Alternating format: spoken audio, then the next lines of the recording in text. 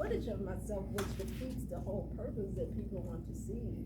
Well, as Will said, my name is Shanique Cotton, and I am Miss Wheelchair, Arizona 2019. And I represent the disability community. That's all disabilities. But as you see, my specialty has been TBI, all brain injuries. And I've enjoyed many months of running around with the Brain Injury Alliance of Arizona. I've also learned a lot about my own injury. About 4 years ago, Laura Johnson, who is also employed with Brain Injury Alliance of Arizona, spoke out at a town hall meeting at Ability 360. I was invited to just, come down there for the town hall meeting. And I didn't know anyone from Ability 360 at the time. Actually, I didn't even know that place existed. And what happened was I spoke out, I heard her speak, and it resonated with me, and I watched her as she told her story, and I realized, wow, her story sounds so much like mine. And at the time, I didn't know I had a brain injury though. So I got shot 28 years ago. It'll be 29 years, guys, forgive me for this. I think I'm going on my 29th or 30th anniversary. It's this coming December. This is my anniversary month. December the 28th at, I believe it was 2:30 a.m. in the morning, almost 29, or it could be 30 years ago, my life changed. I walked into a nightclub, and this was not the party, that's another long story, but I walked into a nightclub with my ex-fiance at the time, and I went to use a restroom. He went to share news that we were pregnant.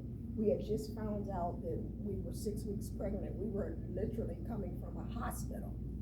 And on the way, as he was taking me home, he noticed a friend of his vehicle, his best friend's vehicle outside of a nightclub.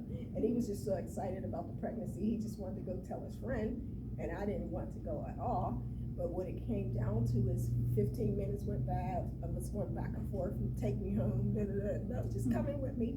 So I had to go to the bathroom. So I did, I walked into this nightclub. Within 15 minutes, I was, all I know is the police was there. I was lying on the floor. A fight had broke out.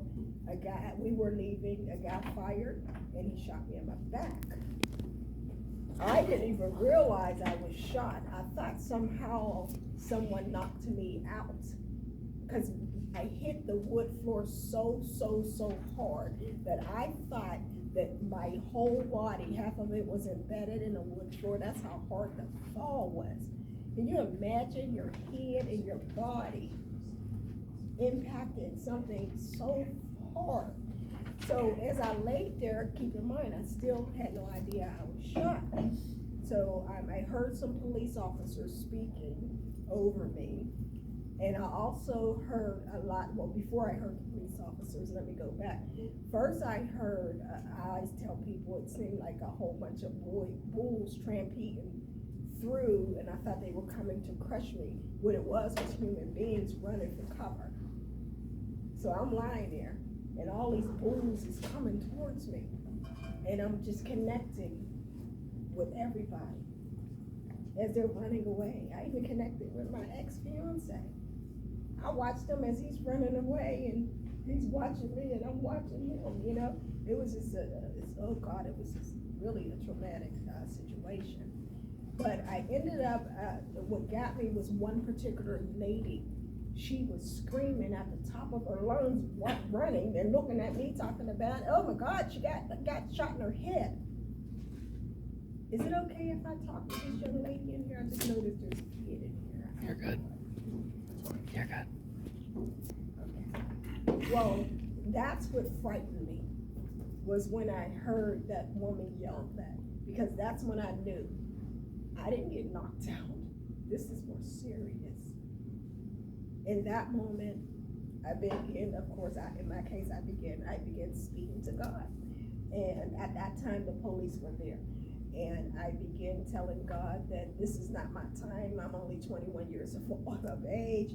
I had already had a 3-year-old son, And I told God that totally forgot I was pregnant. I totally forgot. I didn't remember that for about a couple weeks. But I just asked God, told God this can't be it, and I felt that if I remained conscious throughout this and make it to the hospital in time, I knew I would survive. So my goal at that time was just to stay awake and fight. As long as I didn't shut my eyes, in my mind, I believed that I was going to pull through, and I thought me and God had some kind of connection at that moment, and I just told him there is no one in this world that's going to love my child and be there for my child the way I will.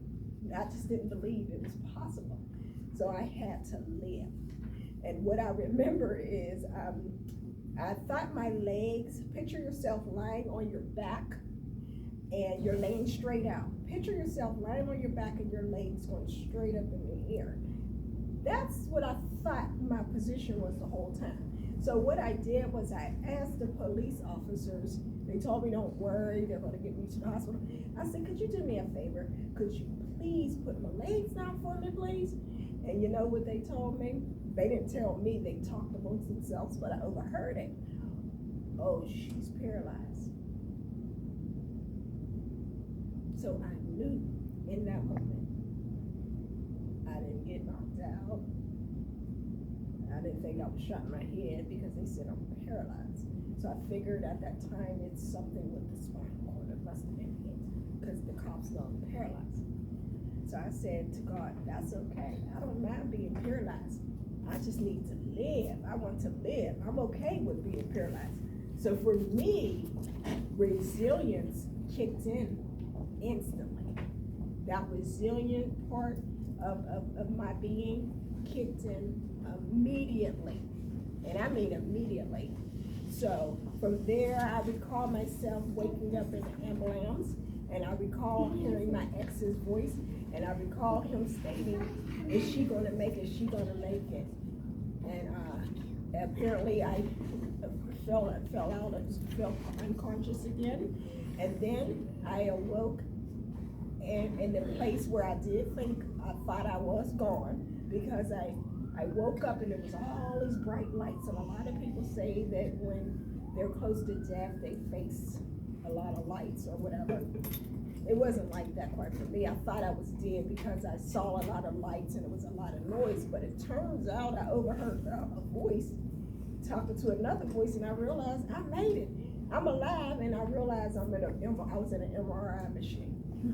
So thank God, y'all. I made it. I'm here. I'm happy. I'm living. I'm breathing. And I thank God every day I wake up, and I've been thanking God every day since. And that's how I live my life. I went through the rehab. I went through the pain. I went through the suffering. Now, don't get me wrong. There was a time. There was one instance throughout it all. And it was like when it was time for me to go to rehab. The pain was so severe in my case. It was so, oh, I didn't even tell you guys that when I first awoke, how grateful I was to awake. I'm also going to tell you also what my first thoughts were when I awoke. But I'm losing with a brain injury. I'm losing my train of thought, so you're with me. But I'll go back to what I first thought about. What I first thought about when I awoke in the hospital, I thank God for keeping me alive. But I also thought about a woman at a job I had. I was a mail clerk at a night shift at the post office. So a week prior to me being injured, some folks was making fun of a lady on the job. And this lady had a disability. She had a limp when she would walk. And see, we worked the mail car. We would put the mail in that zip code, we put on the card, and put it where it goes. Well, this particular, I came into work one night, and there was a group of people standing around laughing. And I recalled asking them, what's so funny? And they were laughing at her, how she would pick up and hum. And I said, well, I don't find anything funny about that. The only thing, the difference between you and her is she's on her job. She was a nice lady. She just had a disability. So she was the first thing I thought of when I came to. I came to with all these machines and tubes, and I couldn't speak, I couldn't move. I couldn't even move my arms. for the first few days, I was totally, like a total quadriplegic. I was just in a bed, and I had a trach in, so I couldn't speak. But all I could think of is, wow, I'm in this position now where I'm totally disabled. And I was just speaking up on behalf of a woman last week. I said, wow. But I don't know why I thought of her, but I thought of her. And then that's when I would say, some call it a fight. I don't call it a fight, I call it just keeping it moving. That's when I decided, well, I guess I'll just be keeping it moving. I was just looking forward to go home, and I knew I had a long road ahead of me, but I had no issues. I had one issue, let me take that back. The pain was so severe that when it was time for me to go to rehab, I couldn't understand. That's when I had a moment. I told someone, a nurse, how does someone live with this type of pain? I said, is it really worth living?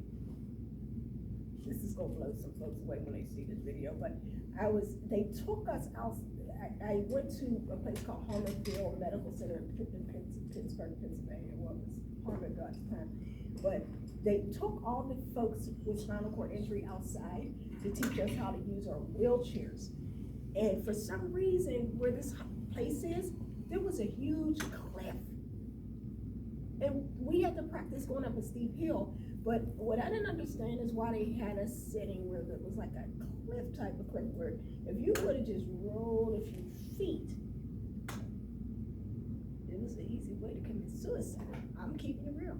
So I ended up telling the nurse,